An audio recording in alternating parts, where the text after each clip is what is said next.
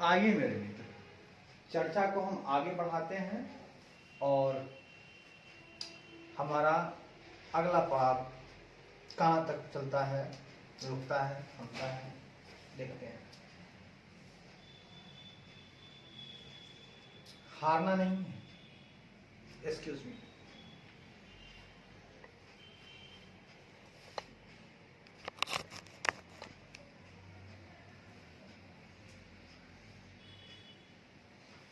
हार को जीत में बदल दे वो सिकंदर, हार को जीत में बदल दे वो सिकंदर, अपना नाम सुनहरे अक्षरों में लिखवा दे वो सिकंदर। आइए साहब, चलिए आज हम बात करेंगे मेरे मित्र।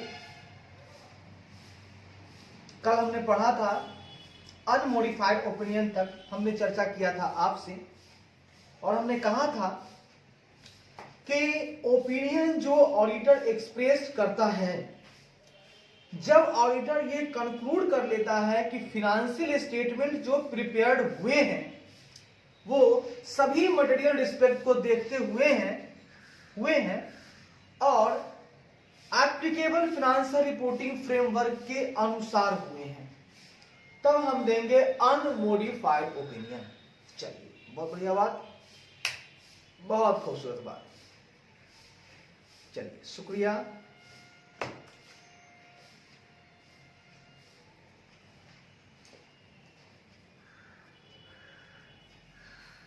शुक्रिया।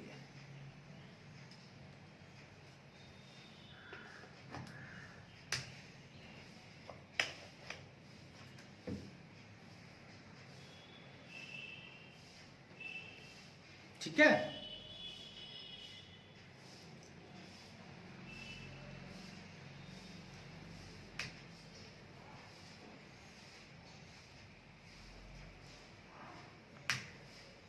तो आइए देखते हैं।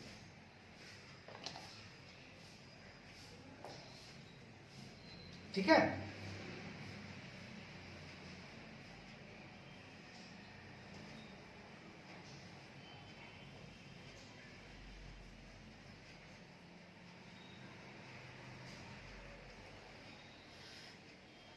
अब हम चर्चा करेंगे फॉर्म ऑफ ओपिनियन। मतलब जो ओपिनियन हम देते हैं ना साहब, उसके कितने प्रकार हैं।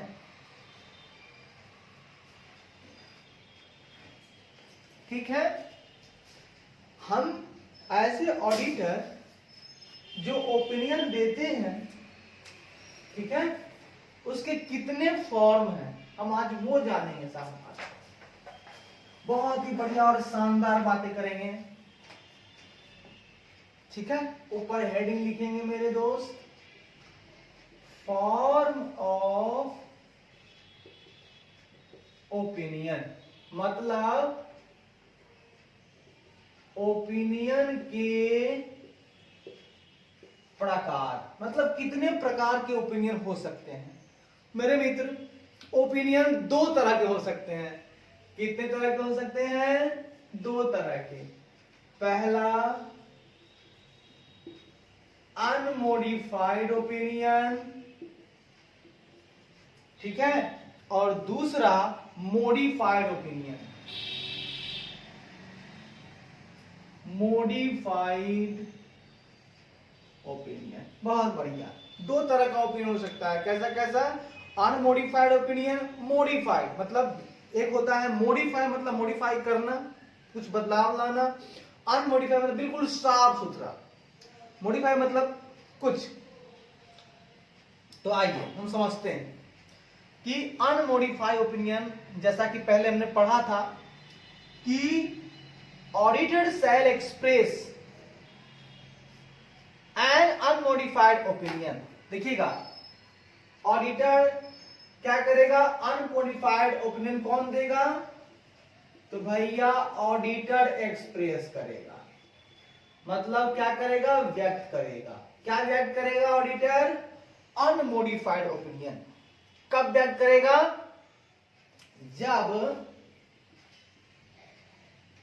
जब वह कंक्लूड कर लेता है कि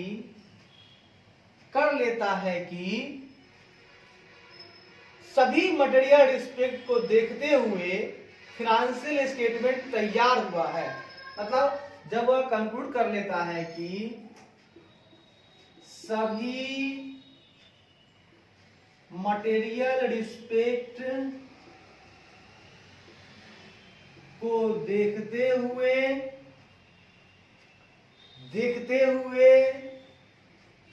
financial statement applicable financial reporting frame के वर्क के अनुसार एप्लीकेबल फिनेंशियल रिपोर्टिंग फ्रेमवर्क के अनुसार तैयार हुआ है। बहुत शानदार मेरे मित्र। अनमोडिफाइड ओपिनियन हम तब देंगे जब ऑडिटर यह व्यक्त करता है, व्यक्त तो करता है कौन? Opinion auditor.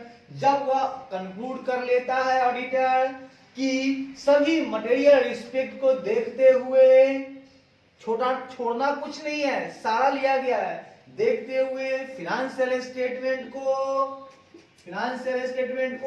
Applicable financial reporting framework के अनुसार तैयार किया गया है, या तैयार हुआ है या तैयार किया गया है, तो वो कहेगा मैं एक्सप्रेस करता हूं अनमोडिफाइड ओपिनियन। चाहिए अब हम बात करेंगे मित्र मॉडिफाइड ओपिनियन का। क्या बात करेंगे मेरे मित्र? मॉडिफाइड ओपिनियन का। साहब मॉडिफाइड ओपिनियन क्या होता है? जब ऑडिटर, यह दो तरह का होता है, हम दोनों के बारे में बताएंगे। मॉडिफाइड ओपिनियन दो तरह का, ठीक है। जब ऑडिटर कंक्लूड कर लेता है कि, दो तरीके का, क्या कंक्लूड कर लेता है कि हमें ऑडिट एविडेंस प्राप्त हुआ है, तो लेता है कि जो ऑडिट एविडेंस हमें प्राप्त हुआ है उसके अनुसार, जो ऑडिट एविडेंस हमको प्राप्त हुआ है उसके अनुसार financial statement as a whole, अनुसार financial statement as a whole free है मटेरियल मिस स्टेटमेंट से। As a whole, sorry modified का मतलब होता है फ्री नहीं होना, फ्री है तो अनमोडिफाइड देंगे, मतलब क्लीन देंगे, क्लीन रिपोर्ट। अनमोडिफाइड का दूसरा नाम होता है क्लीन रिपोर्ट, याद रखिएगा, क्लीन ओपिनियन। तो ऑब्टेन जो करता है ऑडिट एविडेंस, प्राप्त करता है उनका साथ financial statement as a whole are not free from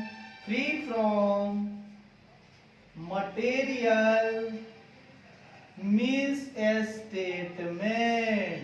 वाह, कहने का मतलब as a whole are not free from material misstatement. मतलब मुझे ऑडिट एविडेंस मिला है और मैं ये कंक्लूड कर रहा हूं कि जो भी एविडेंस मिला है उसको चेक करते हुए, उससे मिलान करते हुए हमने पाया कि फिनेंशियल स्टेटमेंट जो है वो फ्री नहीं है, मटेरियल मिस स्टेटमेंट उसमें है, उससे वो फ्री नहीं है। दूसरा, हमें मैं ऑब्टेन ही नहीं कर सका sufficient and appropriate audit evidence. जब ऑडिटर को देता है कि उसने सफिशिएंट एंड एप्रोप्रिएट, सफिशिएंट मतलब क्वांटिटी, एप्रोप्रिएट मतलब क्वालिटी, उसने sufficient and appropriate audit evidence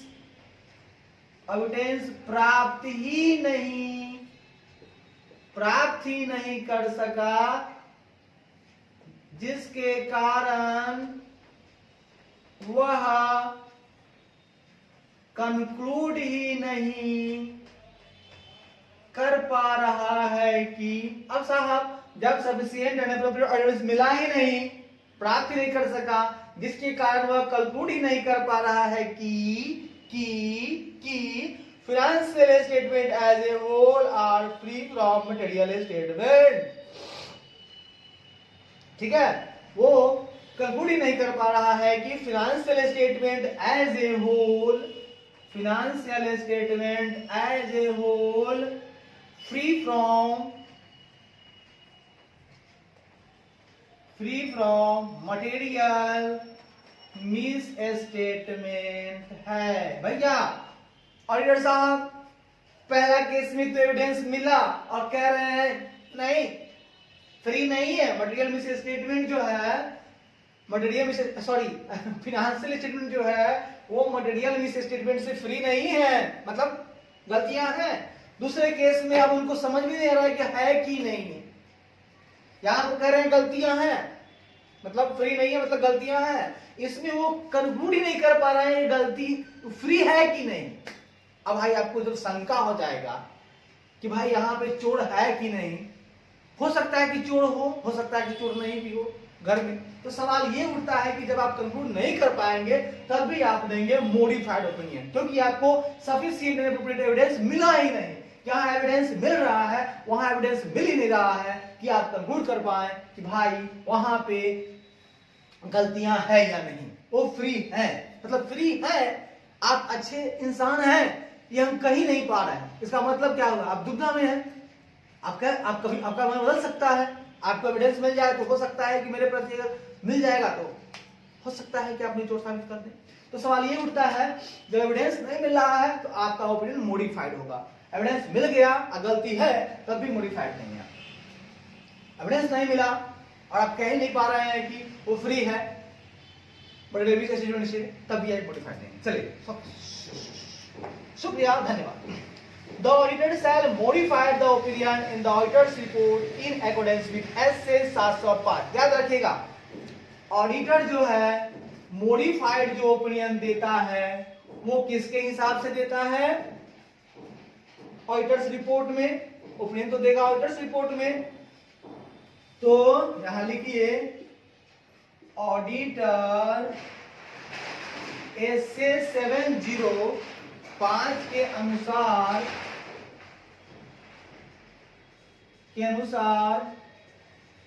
audit report में मॉडिफाइड ओपिनियन देता है, मॉडिफाइड ओपिनियन देता है। याद रखिएगा वो मॉडिफाइड ओपिनियन कब देगा, इस कंडीशन में देगा, ठीक है।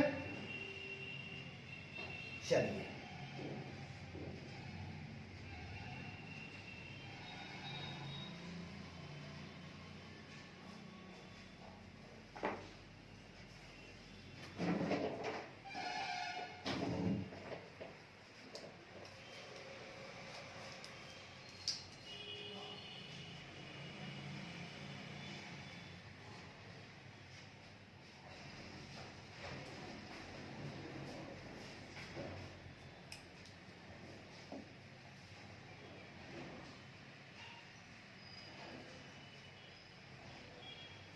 मेरे मित्र चर्चा को आगे बढ़ाते हुए अब हम नए पड़ाव की तरफ चलते हैं। चलिए तो हमारा नया पड़ाव है ऑडिटर्स रिपोर्ट। अब हम चर्चा करेंगे अपने ऑडिटर्स की रिपोर्ट के ऊपर। हमने अब तक समझा ओपिनियन के प्रकार, ओपिनियन दो तरह का हो सकता है, मॉडिफाइड ओपिनियन और अनमॉडिफाइड ओपिनियन। अब हम लोग समझ गए, अब आगे बढ़ते हैं। देखिएगा, समझने का प्रयास कीजिएगा, बिल्कुल देहाती भाषा में पढ़ेंगे, बिल्कुल तोड़ कर पढ़ेंगे। पढ़ाई कठिन नहीं होता है, पढ़ाने वाले इंसानों से पता चलता है। अरे ठीक है भाई, समझ में कम आता है लेकिन समझ तो जाते हैं। हमारा काम है पॉइंट्स रटना, तो रटना पड़ेगा ना साहब। ज्ञान को पढ़ लेना आसान है, मेमोरी में रखना मुश्किल है। 2 बार 3 बार 4 बार 5 बार रेगुलर अभ्यास से हम अपने लक्ष्य तक पहुंच सकते हैं। आइए मित्र, चर्चा करते हैं ऑडिटर्स रिपोर्ट क्या होता है। ठीक है, समय समय हम आगे बढ़ें, समय समय हम आगे बढ़ें। ऑडिटर्स रिपोर्ट, चलिए ऑडिटर्स रिपोर्ट आप जानते हैं, ठीक है, ब्लड टेस्ट का रिपोर्ट। उस रिपोर्ट में क्या क्या पॉइंट्स रहेंगे और किस किस बारे में बताया जाएगा, उसका एक फ्रेम होता है, उससे अलग कुछ नहीं। उसी तरह से ऑडिटर जब अपना ऑडिट खत्म कर लेता है तो अपने ऑडिट रिपोर्ट में किन किन बातों को किस किस के बाद उसकी एक जो है रिदम बनी हुई है, उसका जो एक है सिस्टम बना हुआ है, वो कैसे होगा उसकी चर्चा आज हम आपके साथ करेंगे। सबसे पहला बात हम बताना चाहते हैं साहब, ऑडिटर रिपोर्ट हमेशा लिखित होगा। ऑडिटर्स रिपोर्ट कैसा होना चाहिए? Shall be in writing. कैसा होना चाहिए? Shall be in writing. भैया रिपोर्ट तो लिखा हुआ होगा तभी तो समझेंगे, तो हमेशा याद रखिएगा auditors report shall be in writing, वो लिखित रूप से होगा। चलिए अब हम आगे बात करेंगे। एस से 700 के हिसाब से, ए से 700 हमको बताता है कि हम कौन कौन सा स्पेसिफिक हेड यूज करेंगे। ए से 700 हमें बताता है कि ऑडिट रिपोर्ट में कौन कौन सा हेडिंग, कौन कौन सा हेडिंग यूज करना पड़ेगा। मतलब कौन कौन सा हेडिंग यूज करना पड़ता है या पड़ेगा, ये कौन बताएगा हमको? एस से 700। बहुत बढ़िया, बहुत शानदार। एस से 700 हमको बताएगा। कहता है which are intended to assist in making auditor's report more recognizable। मतलब ये हमें सहायता करेगा। क्या करेगा? ऐसे 700 सहायता करेगा कि ऑडिटर्स रिपोर्ट को और रिकॉग्नाइजेबल कैसे बनाया जाएगा। ए से 700 हमको सहायता करेगा कि कैसे ऑडिट रिपोर्ट को रिकॉग्नाइजेबल बनाया जाए, मतलब लोगों का पसंदीदा बनाया जाए। हाँ, जैसे स्वाद जितना बढ़िया होगा उतना लोगों को पसंद आएगा, तरीका उतना अच्छा होगा, पसंद आएगा, उसी तरह मोर रिकॉग्नाइजेबल बनाया जाएगा। ठीक है, क्या बनाया जाएगा? मोर रिकॉग्नाइजेबल। हाँ, मोर, थोड़ा मोड़ा नहीं, और रिकॉग्नाइजेबल बनाएगा, उसमें सहायता करेगा एस से 700। अच्छा, याद रखिएगा ऑडिट जो कंडक्ट होता है मेरे बच्चे, मेरे मित्र, ऑडिट जो कंडक्ट होता है वो कैसे होता है? ऐसे नहीं होता है। याद रखिएगा, ऑडिट जो कंडक्ट होता है, मतलब ऑडिटर जो कंडक्ट करता है वो रिलीवेंट स्टैंडर्ड ऑन ऑडिटिंग के अनुसार, वो रिलीवेंट अकाउंटिंग स्टैंडर्ड के अनुसार होता है। मतलब जो कंडक्ट होता है ऑडिट जो कंडक्ट होता है वो रिलीवेंट अकाउंटिंग स्टैंडर्ड के अनुसार होता है। कहने का मतलब आप कुछ भी काम करते हैं अगर, तो उसका रूल होता है, रेगुलेशन होता है, उसको मानते हुए नहीं करेंगे मजा नहीं आएगा मेरे मित्र, मजा नहीं आएगा। अब सुनिएगा साहब, एकदम झक्कास, एकदम बेजोर, मजा आ गया, बहुत बढ़िया, बहुत शानदार, वाह मेरे मित्र। हम आगे बढ़ते हैं, बहुत शानदार, बहुत बढ़िया। अब हम चर्चा करेंगे इस पर कि ऑडिटर्स जो रिपोर्ट है, हाँ, audit for audit conducted in accordance with audit report for audit, बिल्कुल सही बात है। ऑडिट के लिए हाँ, फॉर ऑडिट आप ऑडिटर्स रिपोर्ट बनाते हैं ना, बिल्कुल बनाते हैं साहब। जब हम लोग ऑडिट कर लेंगे तो उसके बाद कुछ तो देना होगा, तो हम देंगे ऑडिटर्स रिपोर्ट। तो ऑडिटर्स रिपोर्ट, उसकी हेडिंग देखते हैं।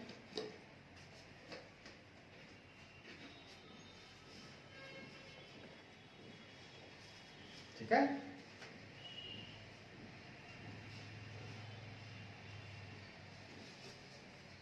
देखिए, खूब समझेंगे, खूब पढ़ेंगे, अरे दिलो जान लगा देंगे। ऐ मेरे किताब, तेरे दीदार के लिए तरसता है मन, अब तो तू ही मेरा सहारा है, तू ही मेरी जिंदगी है, तू ही मेरा खजाना है। कुर्बान कर रहा हूं तुझ पे मैं जिंदगी, कुर्बान कर रहा हूं तुझ पर मैं जिंदगी, जिस राह पर चला हूं वो है तो कांटे भरे, मुश्किल है राह मैं तो फिर भी चलूंगा भाई, मुश्किल है मेरी राहें फिर भी चलूंगा भाई, सब साथ छोड़ देंगे, सब साथ छोड़ देंगे, हम तो चले अकेले। आइए मेरे बेटे, ऑडिटर्स रिपोर्ट, एक हेडिंग है ऑडिटर्स रिपोर्ट फॉर ऑडिट, बिल्कुल सही बात। ऑडिट के लिए आपको चाहिए, आप बनाते हैं ना ऑडिटर्स रिपोर्ट ऑडिट के लिए, फॉर ऑडिट। वो ऑडिट जो है, ऑडिट आप ऑडिटर्स रिपोर्ट बनाते हैं ऑडिट के लिए, वो ऑडिट कैसे होता है? Audit conducted, audit conducted in accordance with, audit conducted in accordance with, audit conducted in accordance with a standard on auditing, with a standard on auditing। मतलब जो ऑडिट, हिंदी में समझेंगे, जो ऑडिट कंडक्ट होता है ए स्टैंडर्ड ऑन ऑडिटिंग के अनुसार, उसके लिए ऑडिट रिपोर्ट तैयार किया जाता है। बात समझिएगा मित्र, ये क्या कहना चाहते हैं? जो ऑडिट कंडक्ट होता है स्टैंडर्ड ऑन ऑडिटिंग के अनुसार, उसके लिए हम लोग एक रिपोर्ट बनाते हैं, ऑडिटर रिपोर्ट, ताकि उसको कोई भी देख करके समझ सके, जान सके, तो उसके लिए ऑडिट रिपोर्ट तैयार किया जाता है। अब उसमें कैसे कैसे क्या होता है वो हम देखते हैं। सुनिएगा भैया, एकदम रट लेना है, बार बार सुनना है, रट लेना है। इसमें मुख्य 13 पैराग्राफ होते हैं। ठीक, कितने पैराग्राफ होते हैं? 13। 1 2 3 4, एक लाइन से 13 होते हैं। 13 में पहले क्या लिखना है, दूसरा क्या लिखना है, तीसरा क्या लिखना है, चौथा क्या लिखना है, पांचवा क्या लिखना है, सब बताऊंगा। बारी बारी से हम लोग सब चर्चा करेंगे। आइए आइए आइए मेरे मित्र, आगे बढ़ते हैं। ला दो जल जला, ला दो जल जला। आइए हम आगे चलते हैं, नेक्स्ट पड़ाव की तरफ चलते हैं।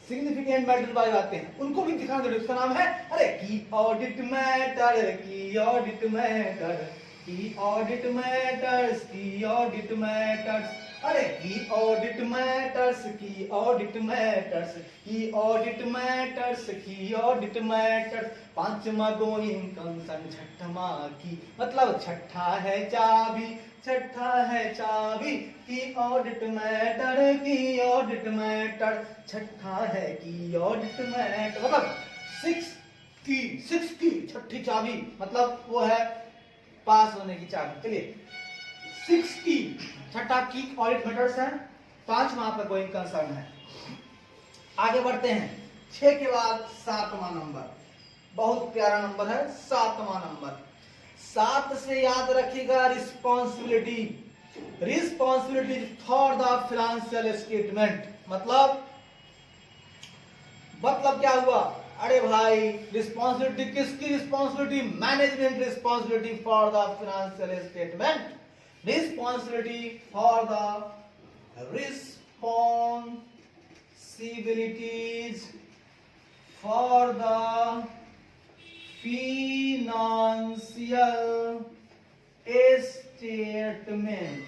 ठीक है, responsibility for the financial statement हम याद रखेंगे कि हमें यहां बताना होगा responsibility for the financial statement. ठीक है, तो हमने 4 को तो अच्छे से समझ लिया, titles, order, addressee, auditor's report, basis for opinion, 5वां गोइंग कंसर्न, छठा की ऑडिट मैटर और 7वां रिस्पॉन्सिबिलिटी फॉर फाइनेंशियल स्टेटमेंट। आइए ना बात करते हैं 8वां नंबर में auditor's responsibility for the audits of financial statement.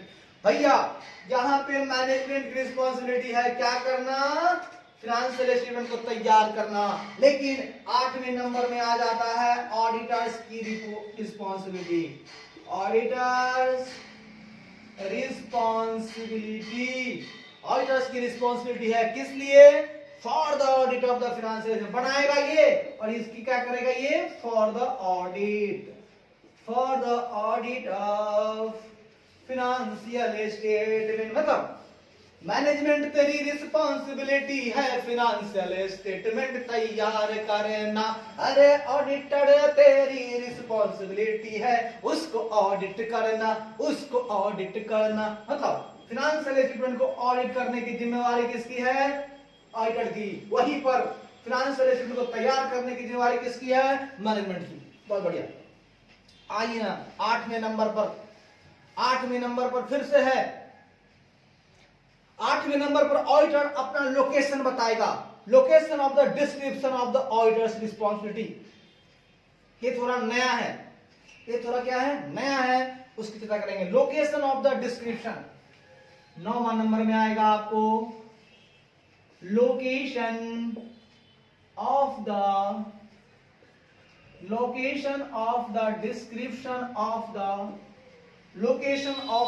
description of the auditor responsibility, auditor's responsibility, auditor responsibility, अरे location of the description of location of the description of the location of the description of the auditor responsibilities, auditor responsibility। मतलब location क्या है, description क्या है, location of the description of the location of the description of the auditors responsibility. हाँ, उसका description भी देना होगा, लोकेशन भी देना होगा। हाँ, मतलब जो डिस्क्रिप्शन वो दे रहा है उसका कौन सा लोकेशन था, वो किस जगह बैठ करके ऑडिटर ने अपनी रिस्पॉन्सिबिलिटी जो है पूरी की है। उसके बाद में अदर रिपोर्टिंग रिस्पॉन्सिबिलिटी 10 नंबर में चलेंगे हम लोग। अदर, इसमें ना रिस्पॉन्सिबिलिटी ही रिस्पॉन्सिबिलिटी है, other reporting responsibilities, other responsibility, other reporting responsibilities. Okay, आइए, ठीक है ना, other reporting responsibilities, other reporting responsibilities. चलिए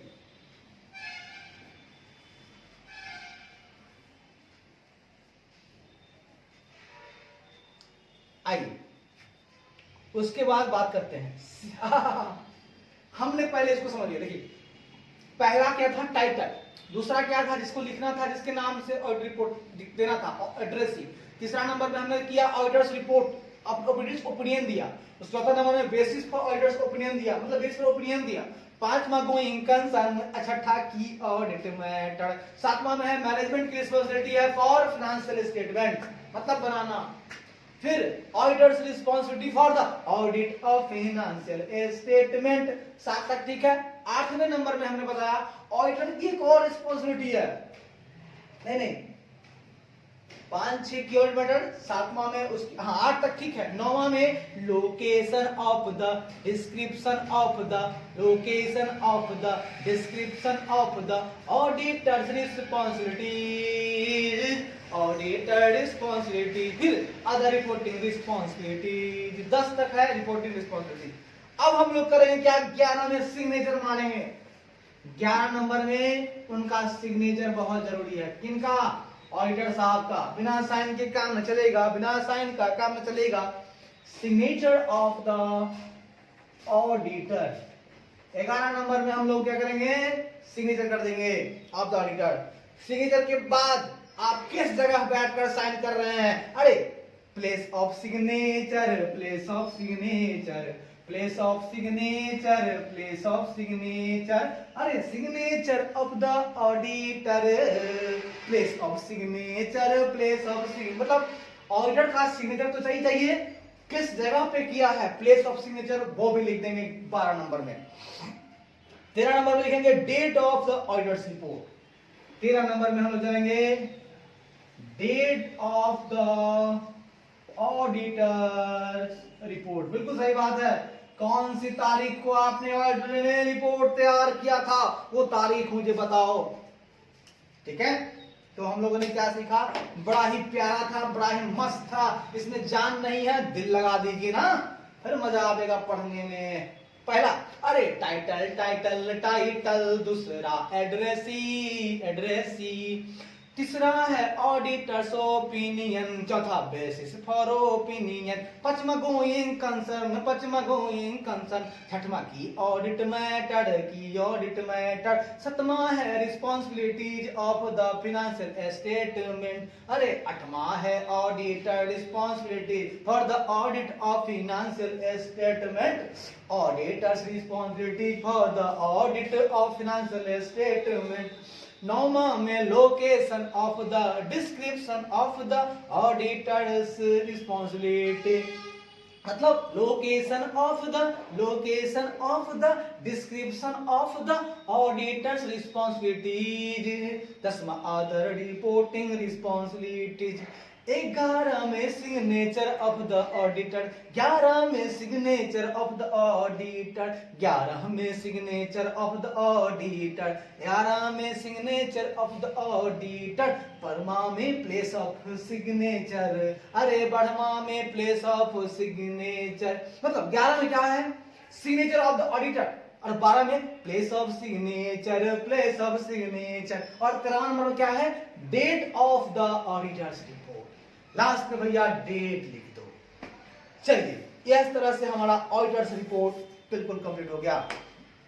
अब हम लोग देखते हैं मेरे भाई, चलिए आज नेक्स्ट क्लास में हम लोग फिर चर्चा करेंगे। दोस्तों हम लोग साथी हैं, हम लोग एक दूसरे के सहारे बनेंगे, डरना नहीं है। तुम ही हो माता पिता, तुम ही हो बंधु सखा, तुम ही हो। सब अपने ही अंदर हैं, उन्हें जगाना होगा, हमें कुछ करना होगा। धन्यवाद, मिलते हैं नेक्स्ट क्लास में।